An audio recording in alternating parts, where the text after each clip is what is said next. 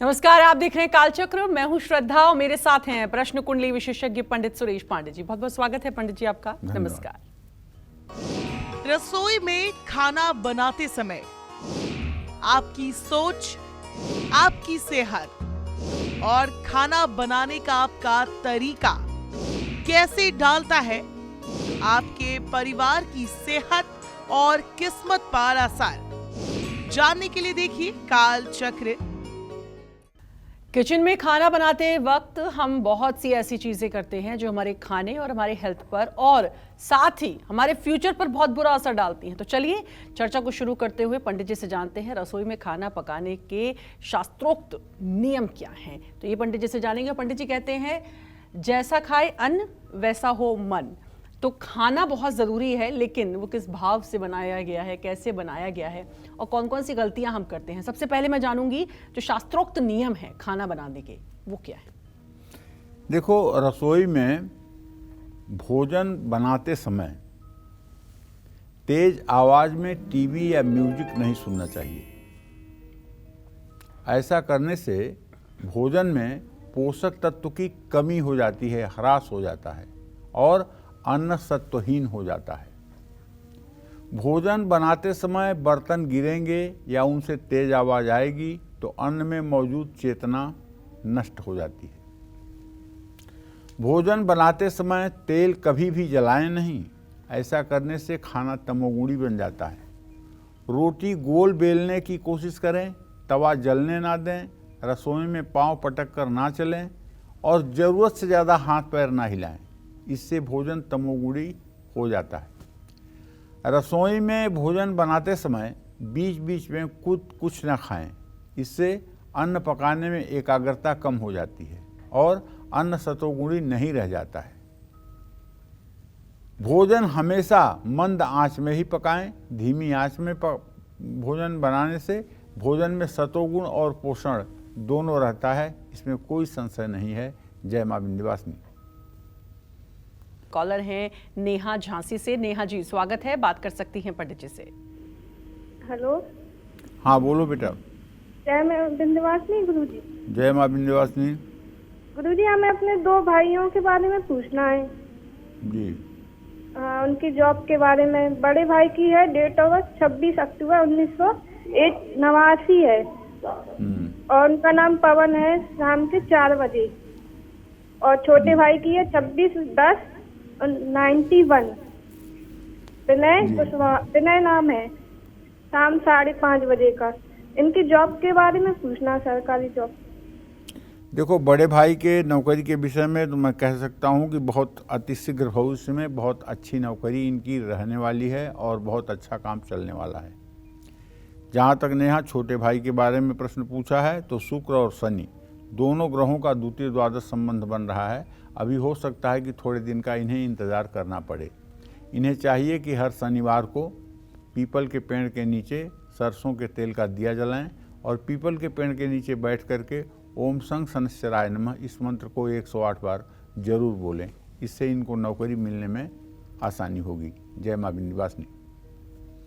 और एक और कॉलर हमारे साथ जुड़ चुकी हैं आंचल जी दिल्ली से। आंचल जी बात कर सकती हैं पंडित जी से। नमस्कार पंडित जी। हाँ, सदा सुखी रहो बेटा। पंडित जी, मेरी जन्म तारीख है 25 जून 2003। जन्म का समय है 3:10 दोपहर के।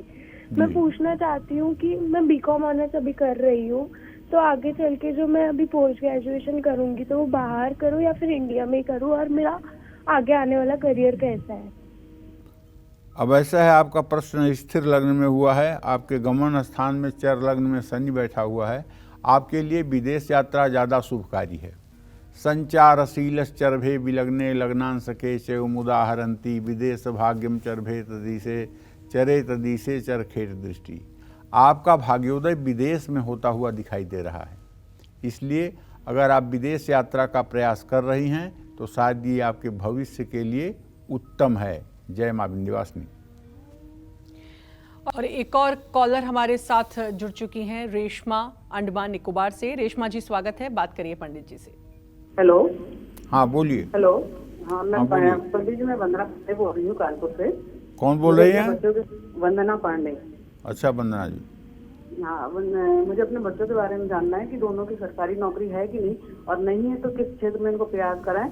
और पति की नौकरी नहीं लग रही, बहुत परेशान। तो बेटे की उम्र है 22 नवंबर 2003 सुबह 5:17, और बेटे की उम्र है 7 अप्रैल 2005 1:50 रात में। देखिए, अभी तो इन लोगों की उम्र छोटी है, एक 22 साल का है और एक मतलब कि 19 साल का है। ऐसे में अगर देखा जाए तो वंदना जी, मैं यही कहूँगा कि जो आपकी बड़ी बेटी है उसके बारे में नौकरी के लिए कोई चिंता करने का विषय ही नहीं है। सरकारी नौकरी बैंकिंग या टीचिंग के क्षेत्र में बहुत अच्छी जॉब मिल जाएगी। और छोटे बच्चे के बारे में जो आपने पूछा है उसके बारे में भी बताऊं कि उसके 10वें भाव का स्वामी सूर्य है। नौकरी उसको भी मिलने में देर नहीं लगेगी, वो प्रशासनिक नौकरी भी कर सकता है और फाइनेंस या रेवेन्यू से जुड़ा हुआ काम भी कर सकता है। तो आपके दोनों बच्चों का भविष्य अच्छा है। जय मां विंध्यवासिनी। खाना पकाते समय ज़्यादा गुस्सा करना, नेगेटिव सोचना, ज़्यादा बोलना आपके और आपकी फैमिली के लिए कितना ख़तरनाक है, आइए जानते हैं। पंडित जी, मेरी मम्मी हमेशा एक बात कहती थी कि खाना प्यार से बनाओ तो बड़ा अच्छा बनता है और उसमें स्वाद आता ही आता है। लेकिन खाना बनाते समय मैंने कई बार देखा है कि कुछ लोग रोटी बेल रहे हैं और गुस्सा करे जा रहे हैं, सब्जी छौंक रहे हैं, गुस्सा करे जा रहे हैं। कितना ख़तरनाक हो सकता है? देखो, गुस्सा एक ऐसी चीज़ है, क्रोध एक ऐसी चीज़ है जो केवल भोजन बनाते समय नहीं, जीवन के हर क्षण हर मोड़ पर क्रोध करना नुकसानदायक है। पूरे सनातन धर्म के इतिहास में क्रोध एक आदमी को आया था, एक जीव को आया था जो इतिहास में अमर हो गया। और पूरे इतिहास में कुछ लोगों को क्रोध नहीं आया था जिनको इतिहास नहीं माफ कर पाया। बताना चाहूँगा, जब माता सीता का हरण हुआ और सीता को रावण लेकर जाने लगा और सीता का विलाप सुना जटायु गिद्ध ने, तो जटायु को उस समय क्रोध आ गया और जटायु ने क्रोध में आकर के रावण से युद्ध कर लिया। रावण साहसी बली और पराक्रमी तो था ही, लेकिन काफ़ी देर तक जटायु ने उसके साथ युद्ध किया। बाद में उसने अपने चंद्रहास तलवार से जटायु के पंख काट दिए और जटायु भूमि पर मूर्छित गिर गया। जटायु ने क्रोध किया तो जटायु को क्या मिला? भगवान की गोद। उसके बाद प्रभु राम आते हैं, जटायु को अपनी गोद में लेते हैं और कहते हैं कि कहो तो तुम्हें अमर कर दें। वो कहते हैं नहीं प्रभु, अब इससे अच्छा मुझे मुक्ति नहीं मिल सकती है कि आपकी शरणागति में मुझे मुक्ति मिल रही है, इसलिए मुझे जाने दो। तो पूरे इतिहास में एक जगह क्रोध करना फायदेमंद हुआ है, दूसरा कोई उदाहरण आपको नहीं मिलेगा। दूसरी बात, क्रोध नहीं हुआ तो नुकसान कहाँ हुआ? पांडवों की कौरवों की सभा में जुआ हो रहा था। धर्मराज द्रौपदी को हार चुके थे और द्रौपदी का चीरहरण हो रहा था। वहाँ पर भीष्म पितामह बैठे थे। भीष्म पितामह को अगर क्रोध आ गया होता और भीष्म पितामह अगर हस्तक्षेप करते तो द्रौपदी का चीरहरण रुक जाता, लेकिन भीष्म पितामह को क्रोध नहीं आया और वो इसका विरोध नहीं किए। इसका परिणाम हुआ सरसैया पर उन्हें, बाणों की सैया पर उन्हें 18 दिनों तक कष्ट झेलने के लिए भोगना पड़ा। तो कहीं कहीं क्रोध आना भी चाहिए, कहीं कहीं क्रोध नहीं भी आना चाहिए। क्रोध हर जगह अच्छी बात नहीं है, ज़्यादा करके क्रोध केवल और केवल नुकसान की जननी है। तो भोजन बनाते समय रसोई तो एक तरह का मंदिर है, क्योंकि वहाँ अन्नपूर्णा का काम होता है। तो रसोई तो एक तरह का मंदिर है, वहाँ चप्पल जूते निकाल करके इसीलिए जाया जाता है कि रसोई एक मंदिर है। भोजन बनाते समय भी अनावश्यक न बोलें, न व्यर्थ में बोलने, और व्यर्थ में अगर आप बोलेंगे तो तैयार भोजन तमोगुणी हो जाएगा। ऐसा भोजन खाने में ना तो स्वाद युक्त रहेगा और नेगेटिविटी उसमें अपने आप बढ़ जाएगी। व्यक्ति निराश रहता है, ऐसे अन्न का सेवन करने से मनोबल कम हो जाता है और विचारधारा नष्ट हो जाती है। भोजन बनाते समय किसी दूसरे के प्रति द्वेष की भावना न रखें। ऐसा अन्न खाने से परिवार के बाकी सदस्यों के मन में भी द्वेष की भावना आने लगती है।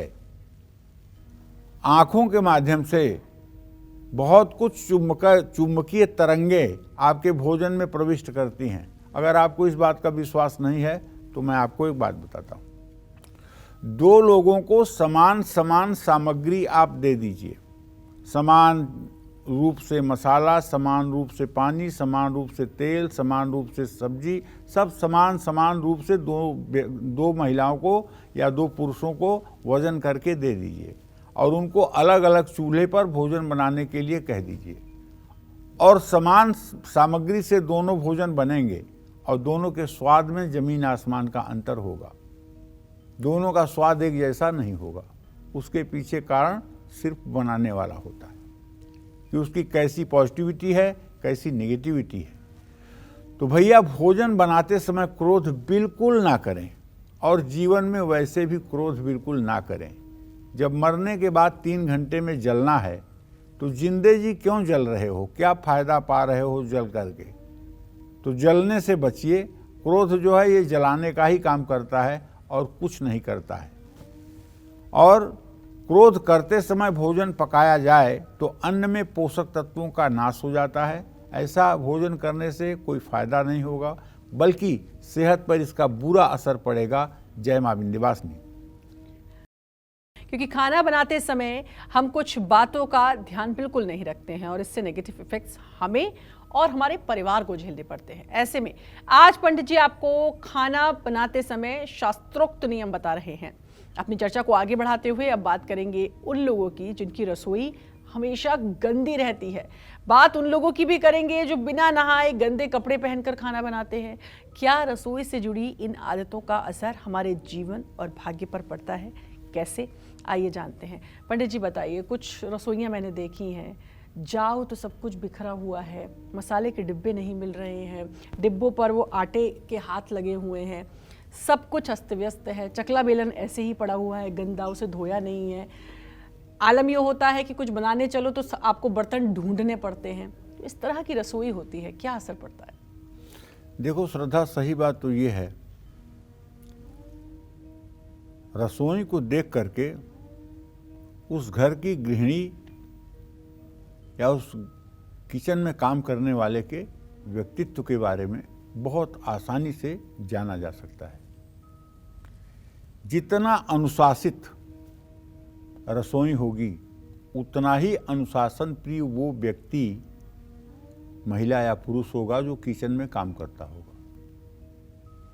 चम्मच चम्मच की जगह होना चाहिए, चाकू चाकू की जगह होना चाहिए, नमक नमक की जगह पे होना चाहिए, मसाला मसाला की जगह पे होना चाहिए। जो चीज़ जहाँ से उठाया जाए वहीं फिर रखा जाए। लेकिन जो लोग अपने जिंदगी में अव्यवस्थित हैं वो लोग कभी अपने किचन को व्यवस्थित नहीं कर सकते हैं। रसोई को शुद्ध और स्वच्छ रखें। पहले तो जब खाना बनाया जाता था, भोजन बनाया जाता था, तो रसोई को गाय के गोबर से लीपा जाता था। लेकिन भाई आजकल तो फर्श मुमकिन है, फर्श प्लास्टर है, ग्रेनाइट लगा हुआ है, उसको आप गोबर से तो लीप नहीं सकते हैं, ये तो मुमकिन नहीं है। इसलिए रसोई को सुबह उठ करके कम से कम सफाई करके पोंछा तो लगा दीजिए, रसोई में जल तो छिड़किए। वो अन्नपूर्णा का स्थान है, इसलिए बिना किसी मूर्ति के, बिना किसी चीज के वहां धूप दीप तो आप कर सकते हैं। जितना रसोई को शुद्ध करना जरूरी है उतना ही खाना पकाने से पहले खुद के शरीर को शुद्ध करना भी बहुत जरूरी है। अगर आप बिना स्नान किए खाना बनाने जा रहे हैं तो मैं दावे के साथ कह सकता हूं कि आपके घर में दवाइयां कभी पीछा नहीं छोड़ेंगी और हर समय परिवार के हर सदस्य को दवाई खानी पड़ेगी। और अगर आप अशुद्ध अवस्था में भी खाना बना रहे हैं और बहुत मजबूरी नहीं है उसके बावजूद भी बना रहे हैं तो ये धृष्टता आपके और आपके परिवार के लिए बहुत महंगी पड़ेगी। जो लोग शुद्धता के साथ किचन में प्रवेश करते हैं उन लोगों के हाथ का बना हुआ भोजन अमृत होता है। ऐसा नहीं करने पर खाना बनाने वाले व्यक्ति के शरीर पर इसका नकारात्मक प्रभाव पड़ सकता है। अशुभ शरीर और कपड़े पहनकर भोजन पर पकाने से इंद्रियां तमोगुणी हो जाती हैं। भोजन बनाते समय नाम जप करने से बहुत लाभ मिलता है। हमारे पिताजी कहते थे कि भैया जब भोजन बनाओ तो सीताराम सीताराम कहो। बचपन में हमको हंसी आती थी, खाना बनाने से सीताराम का छौका लग रहा है भैया। लेकिन अब समझ में आया है कि सचमुच में जो महिलाएं भोजन बनाते समय सीताराम कहती हैं या गुनगुनाती हैं, हल्का हल्का गीत गाती रहती हैं, हल्का सा गुनगुनाती रहती, किसी गाने की ट्यून पर जो है गाती रहती हैं, उनके हाथ का बना हुआ भोजन अमृत होता है। और जो बेवजह के कलछुल पटकती हैं, कटोरियाँ गिराती हैं, धूम धड़ाका मचाए रखती हैं, उनके हाथ का बनाया हुआ भोजन तो बस मजबूरी में आप कर लीजिए। जहर तो नहीं है, लेकिन जहर से कुछ कम भी नहीं है। इसलिए भोजन बनाने वाले के ऊपर ये डिपेंड करता है कि घर में कैसे लोग स्वस्थ रहेंगे, कैसे लोग अस्वस्थ रहेंगे। उसकी शुद्धता और उसकी शुचिता पूरे घर को रोगी और निरोगी बना सकती है, इसमें कोई दो राय नहीं है। ये मत सोचिएगा कि ये मैं महिलाओं को कह रहा हूँ। आजकल तो घरों में नौकर काम करने वाले महाराज जी भी लोग भोजन बनाते हैं, उनके लिए भी यही नियम लागू होता है। और अगर कुछ पुरुष भोजन बनाने के शौकीन हैं, किचन में घर की महिलाओं का सहयोग करना चाहते हैं, तो उनके लिए भी ये नियम लागू होता है। उन्हें भी स्वच्छ और स्वस्थ हो करके ही भोजन बनाना चाहिए। जय मां विंध्यवासिनी। किचन में कौन सी चीजें रखनी चाहिए और कौन सी वो चीजें जो बिल्कुल नहीं रखनी चाहिए, और कौन सी चीजें हैं जो एक साथ नहीं रखनी चाहिए, आइए जानते हैं। बताइए पंडित जी। देखिए, किचन को फिर हम कह रहे हैं कि किचन को जो है अन्नपूर्णा का मंदिर मानिए। अन्नपूर्णे सदा पूर्णे शंकर प्राण वल्लभे ज्ञान वैराग्य में देहि भिक्षाम देहि च पार्वती। रसोई घर को अन्नपूर्णा का मंदिर कहा जाए तो इसमें कोई अतिशयोक्ति नहीं है। अन्नाद भवंत पर्जन्या पर्जन्यादन्न संभवः। अन्न से ही सारी सृष्टि की उत्पत्ति हुई है, और वो अन्न बनकर तैयार जिस मंदिर में होता है वो अन्नपूर्णा का ही स्थान माना जाएगा। पहली बात, रसोई में कबाड़ न रखें। जो चीज़ें यूज में नहीं आने वाली हैं, स्क्रैप हैं, वो चीज़ रसोई में ना रखें। जैसे टूटा हुआ बेलन, टूटा हुआ चौका, टूटा हुआ लोढ़ा, टूटी हुई कटोरी, ये सब चीज़ें घर के अंदर ना रखें। और अमावस्या के दिन वातावरण में रज तम कणों की प्रबलता अधिक होती है। ऐसे में अमावस्या के दिन खाद्य तेल खरीद कर घर में ना लाएं। अमावस के दिन सरसों का तेल, तिल का तेल या खाने वाला कोई तेल आपको खरीद कर घर में नहीं लाना चाहिए। और रसोई में अन्न हमेशा ढक करके रखें। घी और तेल कभी भी एक साथ ना खरीदें। एक ही दिन में जा कर के एक साथ में घी और तेल दोनों अगर खरीद कर लाते हैं तो ये अशुभ है। ना ही रसोई में एक साथ रखें। घी और तेल दोनों अलग अलग जगह पर रखें, क्योंकि घी सतोगुणी प्रधान है और तेल रजोगुणी प्रधान है। दोनों का अगर मिक्सअप हो गया तो ये अनर्थ है। और रसोई में पानी रखने के लिए तांबे के बर्तन और पानी निकालने के लिए पीतल का बर्तन इस्तेमाल करें। ये सब चीज़ें अगर आप इस्तेमाल करेंगे तो निसंदेह आपका घर मंदिर जैसा हो जाएगा। मंदिर का मतलब पूजा पाठ वाला मंदिर नहीं, मंदिर का मतलब जहाँ सब प्रकार का सुख हो, ऐसा हो जाएगा। और घर में रहने वाले सभी लोग भी आनंद के साथ जीवन यापन करेंगे। जय मां विंध्यवासिनी। किचन में कैसे बर्तन बढ़ाएंगे पॉजिटिविटी और कैसे बर्तन लाएंगे नेगेटिविटी, आइए जानते हैं। बताइए पंडित जी। रसोई में मिट्टी, तांबा, पीतल के बर्तनों का इस्तेमाल सर्वोत्तम होता है। मिट्टी प्राकृतिक होने के कारण ईश्वरीय घटक से भरपूर होती है। मिट्टी का बर्तन और शरीर दोनों में एक रूपता है। पूछे क्या? जैसे इस शरीर में से, ये शरीर पंच तत्व से बना हुआ है, और इस शरीर से अगर प्राण निकल जाए तो ये शरीर दोबारा नहीं प्रयोग में आ सकता है। आ सकता है? नहीं आ सकता ना। इसी तरह से मिट्टी का जो बर्तन होता है वो पंच तत्व से बना होता है। जितने तत्व से शरीर बना हुआ है उतने तत्व से वो भी बनता है। इसमें जीवात्मा जो अलग से जुड़ी हुई है, उसमें वो वस्तु जब डाल दी जाती है, जैसे मिट्टी के कुल्हड़ में आप चाय पी रहे हैं, ठीक है, तो चाय पीने के बाद उसको आपको फेंकना ही फेंकना है। मिट्टी के दिए में आप दिया जला रहे हैं, एक बार दिया जलने के बाद उसको आपको फेंकना ही फेंकना है, क्योंकि ये पंच तत्व में जीव डाल करके आपने जब इसका यूज कर लिया और वो समाप्त हो गया तो फिर अब उसकी उपयोगिता नहीं हो सकती, दोबारा वो उपयोग में नहीं आ सकता। इसलिए मिट्टी का बर्तन सबसे शुद्ध है। तांबे के बर्तनों में दैवी तत्व होता है, ऐसे में भोजन पर इसका सकारात्मक प्रभाव पड़ता है। पीतल रजोगुण वर्धक है, इसलिए ये सेहत के लिए फायदेमंद है। स्टील और एल्यूमिनियम में दैवी तत्व ना के बराबर होता है। स्टील में कुछ मात्रा में लोहा जैसे अशुद्ध धातु होने के कारण इस प्रकार के बर्तन में पकाया अन्न देह में रजतम का संक्रमण करता है। प्लास्टिक के बर्तनों में रजतम घटक ज़्यादा मात्रा में होते हैं, इसलिए और तो चाहे जैसे चले कर लीजिए, लेकिन मेरे अनुभव की बात यह है, प्लास्टिक का बर्तन और सिल्वर का बर्तन, एल्युमिनियम का बर्तन, ये दो बर्तन तो किचन में प्रवेश मत करने दो। अगर ये दोनों चीज़ें किचन में दिखाई दी तो आप समझ लीजिएगा कि दुर्भाग्य उदय होने से कोई रोक नहीं पाएगा। कहते हैं ना कि फला के आदमी के हाथ में भीख का कटोरा आ गया, तो भीख मांगने वालों को भी अगर आप ध्यान से देखिएगा तो उनके हाथ में एल्युमिनियम का ही कटोरा होता है।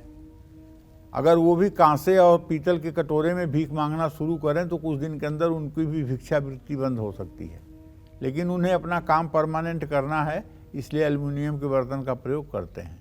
तो आप अपने घर के किचन में एल्युमिनियम और प्लास्टिक के बर्तन ना रहने दें, अगर आप कालचक्र के दर्शक हैं, क्योंकि मेरा स्वार्थ ये है कि जब आप स्वस्थ और प्रसन्न रहेंगे, जब आपका मन मस्तिष्क बढ़िया रहेगा तो आप कालचक्र को अच्छे से देखेंगे, दूसरों को भी देखने की प्रेरणा देंगे, और जब आपका परिवार खुशहाल रहेगा तो आपको दूसरे लोग देख करके आपके जीवन की नकल करेंगे और आपसे जानेंगे कि आपके अंदर इतना अच्छा गुण कहाँ से विकसित हो रहा है।